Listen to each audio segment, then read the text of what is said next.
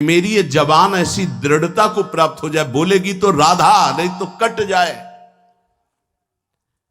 रसनाद्या तव गुण ही, केवल आपकी बात बोले नहीं तो ये नष्ट हो जाए। मुझे ऐसी जिह्वा नहीं चाहिए जो आपसे बिलक बात करे। दृढ़ियो, मुझे दृढ़ कर दो इस वाणी को, मेरी रसेंद्री को आपका उच्छिष्ट पाए, मेरी वाकेंद्री को आपका गुणगान करे। बस मुझे नहीं चाहिए और कुछ। राधा राधा राधा, क्या दुर्लभ रह जाएगा, क्या चाहिए। पलक झपकने को निमेष कहते हैं। इतने में राधा के प्रीतम ने अनंत ब्रह्मांडों का सृजन कर दिया। ऐसी किशोरी जो हमारी है और ऐसी किशोरी जो के अधीन लाल जो है, मुझे क्या चाहिए समझ में नहीं आता। कोई पदाधिकारी हाथ मिला दे तो छाती फुला के गर्भ में घूमोगे, वो पता नहीं दोबारा तुमसे मिले कि ना मिले, तुम्हारी बात समझ पाए कि ना समझ पाए। अनंत ब्रह्मांडों के स्वामी को अधीन रखने वाली प्रिया जो कह रहे तू मेरा है, तभी हमारे हृदय में निकलता है हमारे माई श्यामा जी को रात। ध्यान रखना, अगर प्रियाजू ने स्वीकार न किया होता तो वाणी से नहीं तुम बोल सकते कि मेरी प्रियाजू। ये तभी बोल सकते हो जब प्रियाजू ने स्वीकार किया है। तभी यहां बैठे हो वृंदावन में प्रियाजू के घर में, तभी आप प्रियाजू के निज जनों से प्रियाजू की बात सुन रहे हो। स्वीकार करो पहले कि प्रियाजू ने तुम्हें स्वीकार किया है। हे स्वामिनी जू, मुझे ऐसी दृढ़ता दे दो, निर्माणा भवतु रसनाद्या तव गुणई, मेरी जवान अनन्य हो जाए, केवल राधा यश गान करे, राधा बोले। सदा स्थातुम कांखे विपिन वर कुंजे तव नवयो, प्रियाजू मेरे शरीर को ऐसा कर दो कि वृंदावन छोड़ के ना जाए। ऐसा रोग दे दो, ऐसी परिस्थिति दे दो, ऐसी घटना कर दो कि वृंदावन से कभी बाहर जाने लायक ही न रहे। बड़ी कृपा।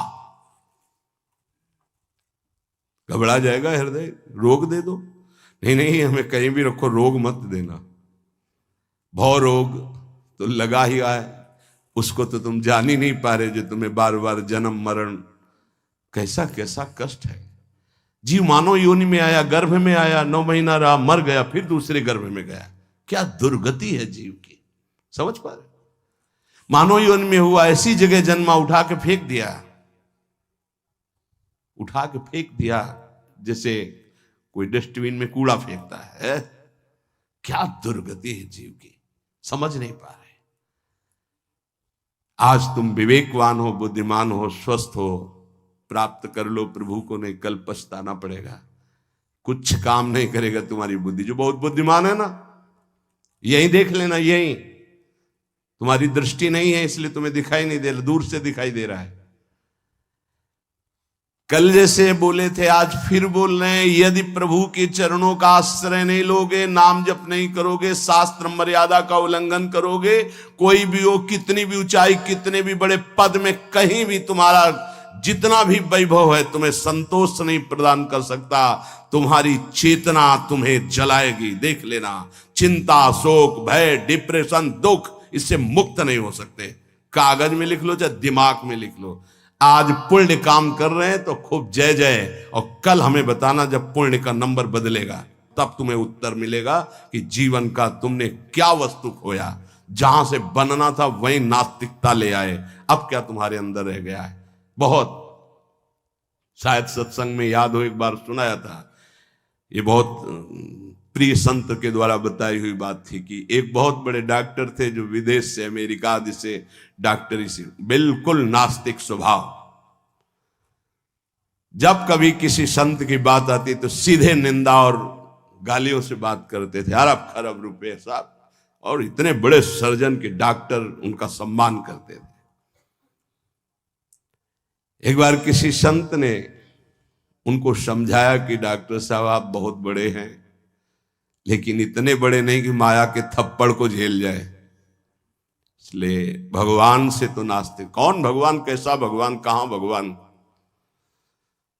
तो उनका एक बार जीवन में मैं स्वयं मिलूंगा आपसे आकर। संतों का स्वभाव होता है बहुत जिद्दी।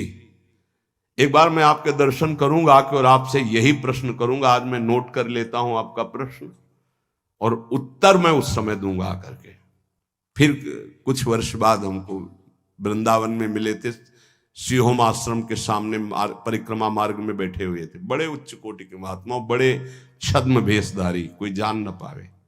तब उन्होंने बताया था उनका कुछ समय बाद एक्सीडेंट हुआ, मेरुदंड 6 जगह से टूट गई। मेरुदंड, अब हालत जानते हो मेरुदंड टूटने वाले की क्या होती है? जिंदा मरा हुआ आदमी, मरा हुआ तो ठीक है, लेकिन जिंदा मरा हुआ आदमी, जब उनको ये पता चले, वो गए अस्पताल में, कहा डॉक्टर साहब पहचाना? रो पड़े, धीरे से बोले बचा लो। तो कहा अब तो गुंजाइश नहीं है, अब तो अकर्म लागू हो गया, अपना दंड देने में अब नहीं हो सकता। अब एक बात कहूं, अंतिम बना लो अगर, तो नाम जपना। बोले बोल दो, कुछ भी नाम बोल दो, कुछ भी बता दो।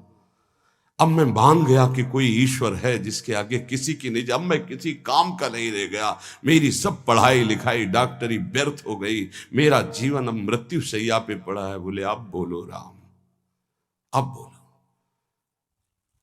हमें लगता है उन डॉक्टर के ऊपर बहुत कृपा पहले से ही हो गई थी, तो ये परिस्थिति आई और अंतिम बन गया।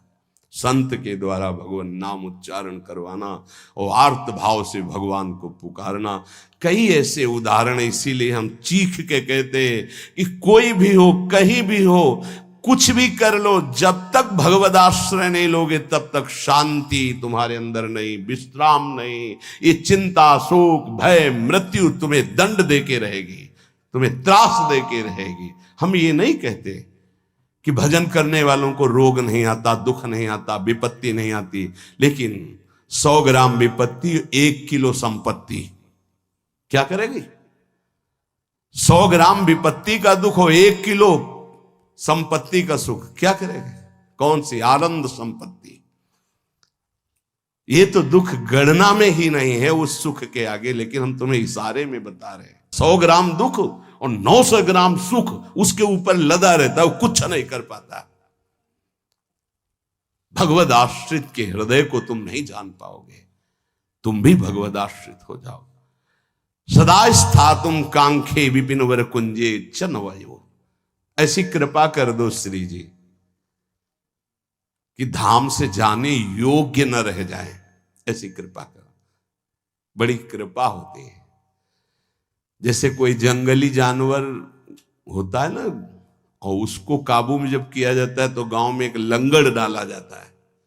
अब वो उतने ही कदम चल पाएगा जितने में उसको चारा मिले, बस। ऐसे ही श्री जी जब कृपा करती है तो किसी असाध्य रोग का लंगड़ डाल देती है, बस जियो चुपचाप। कैसे? राधा राधा राधा, और आ जाओ हमारे पास। ये बड़ा सौभाग्य होता है, बड़ा सौभाग्य। अभी नौजवान एक परसों के आए थे, यहां कैंसर था। कह मैंने आपको गुरु मान लिया, अब राधा राधा राधा, अब एक श्वास भी नहीं राधा नाम से अलग जाएगी, बस मुझे कोई आशीर्वाद नहीं, बना रहे, बस राधा राधा छूटे। कितनी कृपा हो गई। कोई अपने जीवन की जब निराशा की स्थिति को देखता है तब आशा उसकी बनती भगवत प्राप्ति की। अब तो गया भाई, अब तो राधा राधा। हम तो कहते प्रणाम है भगवान की इस विधान को, प्रणाम है उस दुख, उस रोग को जिसने निश्चय करा दिया कि अब तो राधा राधा राधा। बड़े भाग्य की बात है ये, यद्यपि बर्दाश्त नहीं होगा भाग्य सबको। सदा स्थातुम, वृंदावन से न जा पाऊं, आपका आश्रय न छूटे, आपका नाम न छूटे, ऐसी परिस्थिति दे दो। ये बहुत मंगलकारी परिस्थिति है। भगवान कृपा करे भोग लायक न रह जाएं, भगवान कृपा करे जगत लायक न रह जाएं, भगवान कृपा करे हमसे कोई प्यार न करे। बर्दाश्त होगी ये बात? एक हो गया ऐसी कृपा हमें सुनना भी नहीं। हमारी आकांक्षाएं जगत की है, ये जरूर सुनना। यही हमारे जीवन की दुर्दशा है जो हमको प्रभु से विमुख किए हैं। एक बार हम एक संत भगवान के मुख से सुना कि असाध्य रोग भगवान की विशुद्ध कृपा से प्राप्त होता है। यह साध्य रोग नाता तो साधन का अहम बना रहता। मानते कि साधना ठीक थी, लेकिन उसका परिणाम वो नहीं होता जो आर्त भाव में हुआ, जो असहाय अवस्था में हुआ, जो अकिंचन अवस्था में। कोई एक व्यक्ति पानी देने वाला नहीं, एक वस्तु नहीं, आर्त भाव। आप समझ गए कि मैं गया, उसी ने कृपा की। उसी कृपा का आज आप लोग रसास्वादन कर रहे हैं। यद्यपि किसी योग्य नहीं, किसी योग्य नहीं, ना पढ़ा लिखा, ना उतना कुछ नहीं, केवल बस ऐसा है कि जैसे पारसमणि छू गई लोहे पे तो चमक पड़ा, सोना बन गया। वो उस लोहा जंगहा किसी के काम आने वाला नहीं था। श्रीपाद कह रहे सदा स्था तुम स्वामिनी, ऐसा कुछ कर दो कि ये शरीर किसी योग्य न रह जाए, आपके धाम में ही पड़ा रहे। बड़ी कृपा है उनकी। कृपा का स्वरूप हम देखा कैसे कृपा निकालती है। बिल्कुल विषय में लगे हुए हैं, एकदम निकाल के ऐसा भगवदाकार वृत्ति जो वर्षों में नहीं होती साधना से, वो मिनटों में कर देती कृपा। हमने देखा, प्रमाण देखा।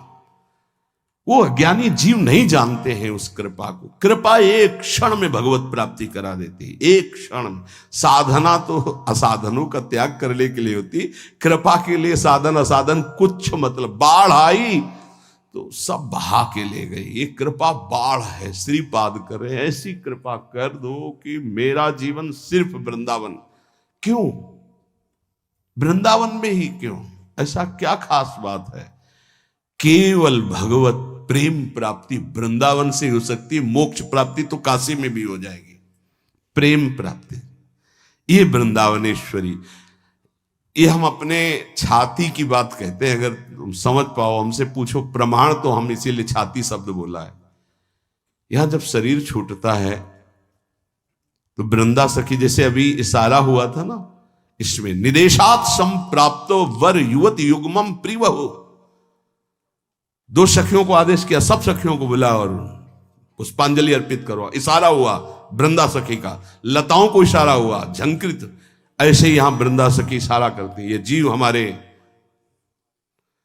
तत्काल सहचर्या आती है। और जिसने जीवन भर राधा राधा पुकारा है, यहां शरीर छूटता है तो स्वयं श्री जी आती है। ये हम छाती की बात कह रहा हूं, स्वयं श्री जी आती है। क्योंकि कुछ बातें ऐसी होती है जिनकी सामर्थ्य नहीं जबान से कह सकूं, वो छाती में छुपी ही रहती है। इसलिए तुम्हें बात बता रहा हूं। यदि आप किसी योग्य ना होना और आपको लगे कि मुझे भगवत प्राप्ति करनी, तो धाम आके पड़े रहना, भगवत प्राप्ति पक्का। पड़े रहना धाम में।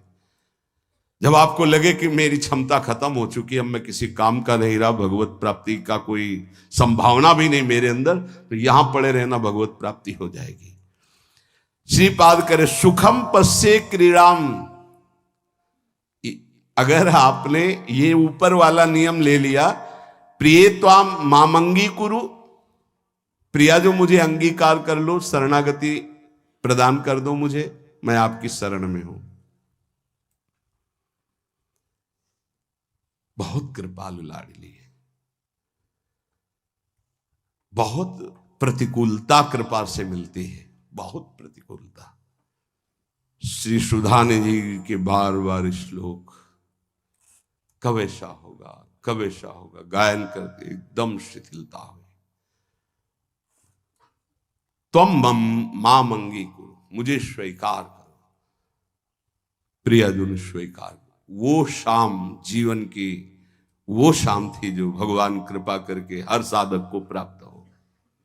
हर साधक को, हर जिज्ञासु को, हर प्रेमी को ऐसी शाम प्राप्त हो जिस शाम में विश्राम मिल जाए। हे तू मेरा, मेरे लिए ही तो साधना होती है। मैं जब कह रही हूं तू मेरा, फिर तेरे को क्या चिंता। अब जैसे कोई युवराज पद पर अभिषिक्त हो जाए तो उसे कोई संशय थोड़ी रहता है। ऐसे ही हर समय आनंद मस्ती रहती, भयंकर पीड़ा की स्थिति में भी मन नाचता रहता है, केवल एक बात के लिए कि मेरी स्वामिनी ने मुझे स्वीकार कर लिया। इसीलिए मन से, प्राणों से, रोम रोम से केवल एक बात है, राधा राधा राधा। ये हम किसी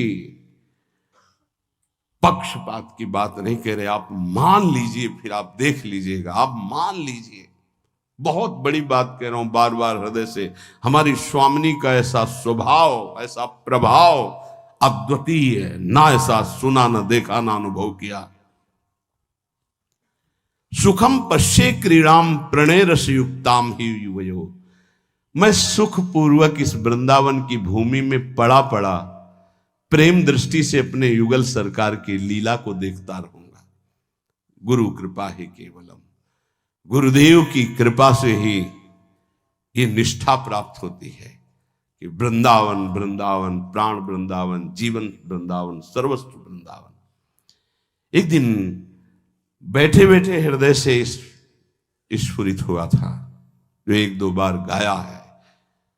ये हृदय की पूरी मनन की हुई बात आपको जो एक दो बार पद गा करके सबको सुना, ये हृदय से केवल है। ये राधा नाम है जीवन हमारा, राधा नाम प्राण आधार है, राधा नाम है कर्ता विधाता, ये राधा नाम पालनहार है। राधा नाम सबका पूज्य है, राधा नाम का पूजन करे, राधा नाम के ही ध्यान से हम शुद्ध अपना मन करें।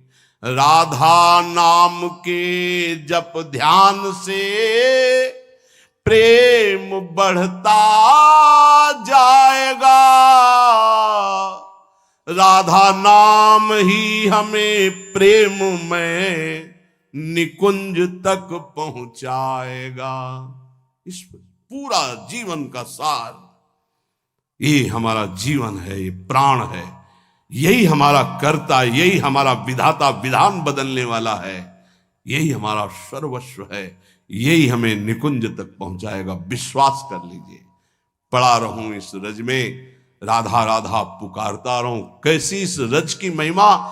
श्री भट्ट देवाचार्य जी कहते हैं, अगर इस रज के बाहर संपत्ति की तो बात जाने दो, हरि भी खड़े होंगे तो आंख उठा के नहीं देखूंगा। विपिन राज सीमा के बाहर हरिहु को न निहार, रे मन वृंदा विपिन निहार। उपासक सर्वत्र सगुण निराकार की भावना में विराजमान वृत्ति के द्वारा सम हो जाता है। सगुण निराकार जैसे राधा वल्लभ, यह हमारा रूप है आराध्य का, लेकिन मुझे दिखाई नहीं दे रहा, सर्वत्र वही है।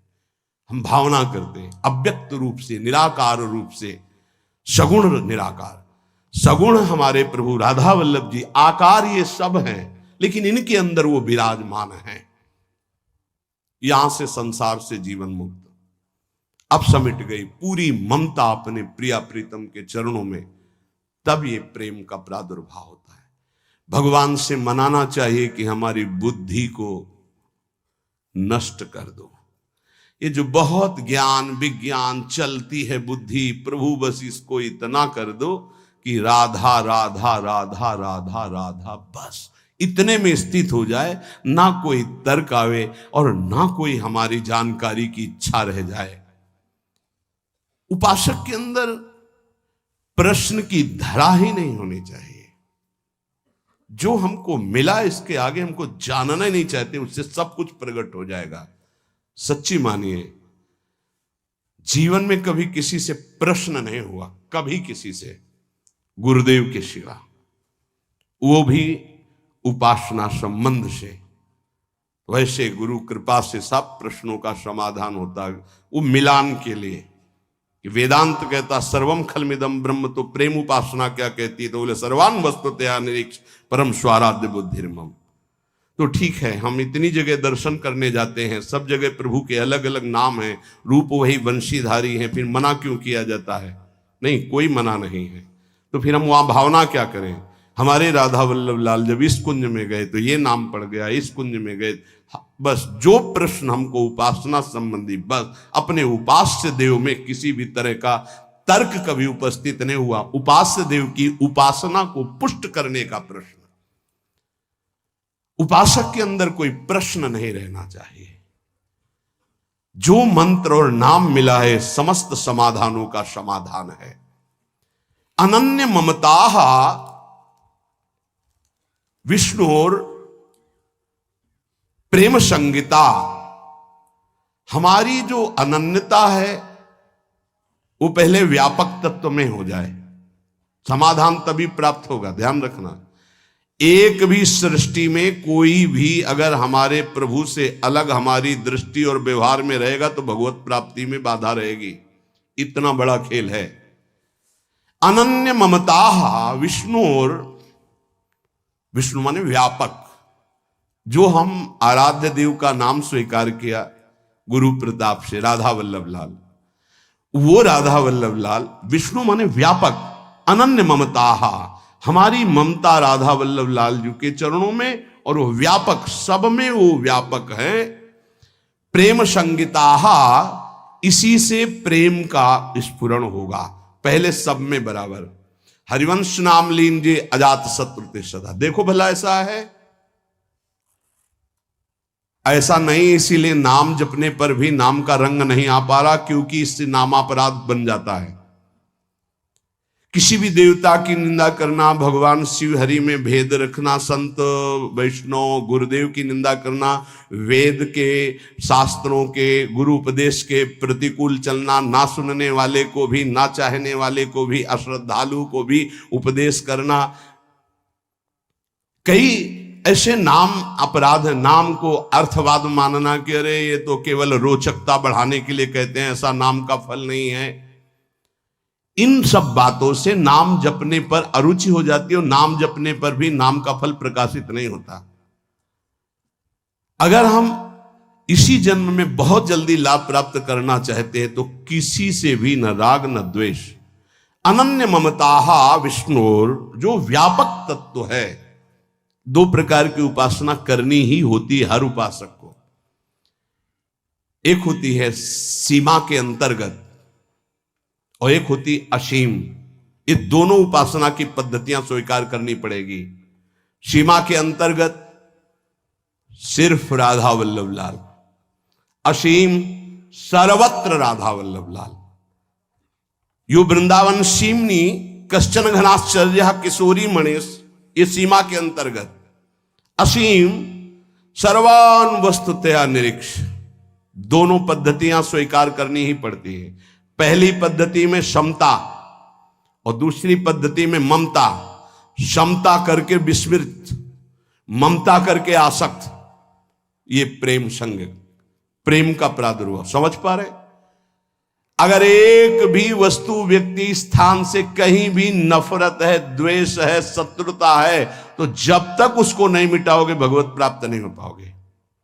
कहीं भी द्वेष नहीं था। केवल रंगनाथ जी के मंदिर के जो सेठ जी थे उनसे जरा सा द्वेष पूर्व का था लाला बाबू को, तो श्री कृष्णदास जी ने उनको विरक्त वेश नहीं दिया। और जिस दिन वो उनके सामने भिक्षावृत्ति के लिए खड़े हो गए और द्वेष खत्म हुआ, हृदय से लगाए और गए, तो रास्ते में मिल गए कि लाला बाबू आज तुम्हें हम विरक्त वेश देंगे। अर्थात हमारे गुरुदेव, हमारे इष्ट तभी प्रसन्न होते पूरी सृष्टि में किसी एक से भी वैर न रह जाए। अनन्य ममता विष्णुर ममता प्रेम संगीता भक्ति रित्युच्यते भीष्म प्रह्लादोद्धव नारदैः। श्री भक्ति के आचार्य देवर्षि नारद जी, भगवान श्री कृष्ण के परम मित्र, गोपियों के परम भक्त उद्धव जी, प्रह्लाद जी भक्तों में सर्वश्रेष्ठ, महामहिम श्री भीष्म जी, इन बड़े बड़े महापुरुषों का मत है कि इसी भक्ति से प्रेम का प्रादुर्भाव होता है। क्या? सब में विष्णुर व्यापक प्रभु हमारे, व्यवहार आपका ऐसा सम, और ममता अनन्य भाव से जो गुरुदेव प्रदत्त आराध्य देव का रूप है उसके सिवा, उसके सिवा नहीं। पूर्ण अनन्यता, पूर्ण समता। अभी आनंद आ जाए। ये जब उतरे हो अखाड़े पे तो चोट की क्या परवाह, दांव मारो विजयी भव, क्योंकि श्री जी हमारे संग है। नागरी दासी जन्म जितायो बलिहारी बलिहारी। शालोक के सारिष्ट सामीप्य सारूप्यकत्व मप्युतो दीयमानम न गृहणंति बिना मत सेवनम जनाहा। पहला भक्ति का स्वरूप और दूसरा निष्कामता का स्वरूप। उस उपासक में जो अनन्य ममता अपने आराध्य देव में करता है, उसको इस लोक के भोग परलोक के भोगों की तो बात जाने दो, मुक्तियों की भी इच्छा नहीं रहती। तो चलो हमारी स्थिति ऐसी नहीं, लेकिन हमें अपनी इच्छा को शासन में तो लेना पड़ेगा। अगर इच्छाएं बढ़ती गई तो तुच्छ इच्छाएं हैं, ये कहां हमें मुक्त होने देंगी, कहां हमें भक्त होने देंगी। जबकि शालोक्य भगवान के समान लोक का वैभव प्राप्त हो जाना। जैसे सुदामा पुरी बन गई तो सुदामा जी ने उस पुरी का भोग नहीं किया, पत्नी से कहा तुम्ही ने भेजा था, तुम ही इसका भोग करो, हम तो भिक्षावृत्ति से वैसे ही जिएंगे जैसे अपने प्यारे श्री कृष्ण के लिए जीते थे। शालोक्य नहीं स्वीकार किया। शारिष्ट भगवान के समान ऐश्वर्य विभूतियां बल विक्रम सब जागृत हो जाना। सामीप्य भगवान के समीप भगवत स्वरूप धारण करके विराजमान रहना। सायुज्य भगवान में समा जाना। जैसे तरंग जल में लीन हो गई, कोई भी मोक्ष नहीं चाहता। भक्त तो चरण दासता के सिवा कोई सुख नहीं चाहता। ना भगवान के समान रूप धारण करके, भगवान के समान ऐश्वर्य धारण करके, भगवान के समान लोक, भगवान के समान वैभव, भगवान में लीन, ये कुछ नहीं चाहता। सालोक के सारिष्ट सामीप्य सारूप्यकत्व मप्युत दीयमानम। अधिकार हो गया, वो जो चाहे मोक्ष प्राप्त कर ले। न ग्रहणंती, नहीं चाहिए। क्या चाहिए? सेवनम जनाहा, केवल सेवा आपकी बस। ना मुझे और नहीं चाहिए, नहीं, ये पांचों मोक्ष नहीं चाहिए। कैवल्य परम पद स्वरूप बोध महापुरुष को मिलता है। भक्तिवान कैवल्य परम पद का अधिकारी स्वयं हो जाता है, क्योंकि स्वरूप बोध भगवान के दर्शन और स्वरूप बोध एक ही साथ होता है। मम दर्शन फल परम अनुपा जीव पाव निज सहज स्वरूपा। और यहां तो भावदेह की प्राप्ति आचार्य कृपा से पहले ही हो जाती है। अलग अलग उपासना का खेल है। जैसे भाव से आप भजन कर रहे हो, आपको स्वरूप ज्ञान भी नहीं है, खूब नाम जप कर रहे हो, विकल हो प्रभु के लिए, कोई मैं कौन हूं क्या हूं कोई मतलब नहीं, तो भगवान दर्शन देंगे, जे ही दर्शन देंगे स्वरूप बोध हो जाएगा। प्रेम उपासना में जे ही प्रियाजु से आसक्ति बढ़ती है तो आचार्य चरण भावदेह प्रदान कर देते हैं, वहां स्वरूप पहले ही बोध हो गया। वो केवल परम पद का अधिकार प्राप्त करके उसका त्यागी प्रेम मार्ग में आगे बढ़ जाता है। सच्चिदानंद प्रभु के भजन में कैसे भी लग जाओ, मंगल ही मंगल है। इसके लिए तुम्हें थोड़े दिन यत्न करना जरूरी है, प्रयास करना जरूरी है। प्रारंभ में कहने लगते हैं मेरे से भजन नहीं होता, तो भजन तो सिद्धों से होता है, तुम्हें कैसे होने लगेगा? तुम्हें करना पड़ेगा। लोभ जगाओ सत्य वस्तु की प्राप्ति के लिए, सब कुछ मिल जाएगा। जैसे लोग अज्ञानी लोग कहते हैं तुम कहते हो तो नाम जपने से हमें भोजन मिल जाएगा क्या? तुम चिंता मत करो। तुम्हें अगर विश्वास हो तो जो हम तुम्हें नाम दे रहे हैं राधा राधा, ये अखिल पति भगवान को अधीन कर लेता है। यार भोजन में गिर गए तुम कि भोजन पता नहीं मिलेगा कि नहीं मिलेगा। और हमने ये कभी नहीं कहा कि आप ऐसे हाथ पे हाथ धर करके राधा राधा बोलो। हमने कहा अपने कर्तव्य का पालन करते हुए करो, कर्म करो, पुरुष कायर नहीं बनो, जबान से राधा राधा बोलो और अपने कर्तव्य का पालन करो, सब ठीक हो जाएगा। कर्तव्य कर्म से तुम्हें व्यवहार सामग्री मिलेगी और राधा नाम तुम्हें परमार्थ में बलशाली बना देगा। लेकिन ये अज्ञानी जीव समझते नहीं। एक बार भगवान शंकराचार्य जी आद्य गुरु, वो गंगा के किनारे देखा कि दो मछुआरे ऐसे समाधि लगाए मानो बैठे हो, बड़ी एकाग्रता से। वो बंसी जब डाली जाती है ऐसे, और जरा सा हिली तो ऐसे, तो गए भैया कितना समय बैठते हो? बोले सुबह से शाम तक महाराज। क्या मिलता है? महाराज कुछ मछलियां मिल जाती हैं, बेचते हैं, परिवार का पोषण होता है। कितने रुपया मिलते हैं? बोले इतने मिल जाते हैं। बोले ठीक है, इतना रुपया तुम्हें देंगे, भोजन देंगे, वस्त्र देंगे। 4 मठों की स्थापना उस समय हो चुकी थी। चलो मठों में विराजमान हो और नारायण नारायण का कीर्तन करो, बढ़िया भोजन मिलेगा, वस्त्र मिलेगा। महीने में इसके अनुपात से, रोज के अनुपात, मछली मारना बंद करो। चले गए, बैठा करो नारायण नारायण। बैठ गए, उनके सामने तो शुरू किया नारायण नारायण, और जो ही हो गए सो भाग गए। फिर मछली मारने लगे। फिर भगवान शंकराचार्य जी गए और उनका तुम भाग क्यों आए? बोले अपना भोजन और अपना पैसा ये सब आप रखो, हमसे वो नहीं होगा। हमें जो सुख मिलता है मछली मारने में, उन नारायण नारायण। अब वो साधक तो है नहीं। बोले हमको नहीं चाहिए तुम्हारा भोजन और रुपया। समझो, आप खिलवाड़ मत समझे। हर सुख सुविधा प्राप्त होने पर भी मन को रोक पाना, ये बड़े बहादुर हैं, ये बड़े वीर हैं जो श्री जी के लिए अपने समस्त संबंधों को स्वाहा करके और आगे कदम बढ़ा रहे हैं। खिलवाड़ ना समझो। उनको कहा गया कि तुम्हें मछली मारने से जितना मिलता है प्रति महीने मिलेगा, कोई चिंता नहीं, खाओ पियो, नारायण नारायण बोल। नहीं कर पाए, क्योंकि मना स्थिति जब तक राजी नहीं तब तक कैसे हो सकता। मना स्थिति को प्रभु में राजी करने वाले, इसीलिए सतरत सतरत सा लोकांतारित। तो आप सबसे प्रार्थना है, भजन सिद्धों का होता है, साधकों का नहीं। साधकों को प्रारंभ में बिना रुचि के, बिना भाव के, बिना स्वाद के भजन करना पड़ता है, और भजन ही हमारे जीवन को परम सुख में पहुंचाएगा। आत्यंतिक दुख की निवृत्ति, जहां लेस मात्र भी दुख नहीं प्यारे, वहां पहुंचने की बात कही जा रही है। इसलिए आप बात मान जाओ, क्योंकि ये ऐसी कोई वस्तु नहीं कि हम खरीद के आपको खवा दें, ऐसी कोई बात नहीं जो हम आपको दिखा दें। बस वाणी से कह के असमर्थ होकर के बस कहते हैं कि आप मान लो बात। राधा राधा राधा राधा, जो आपको कर्तव्य मिला है उसे पूजा मानो और नाम जप करो, निहाल हो जाओगे, मस्त हो जाओगे। कोई भी तुम्हें परास्त नहीं कर पाएगा, हारते हुए भी जीत जाओगे, और अगर प्रभु से विमुख रहे तो जीतते हुए भी हार जाओगे।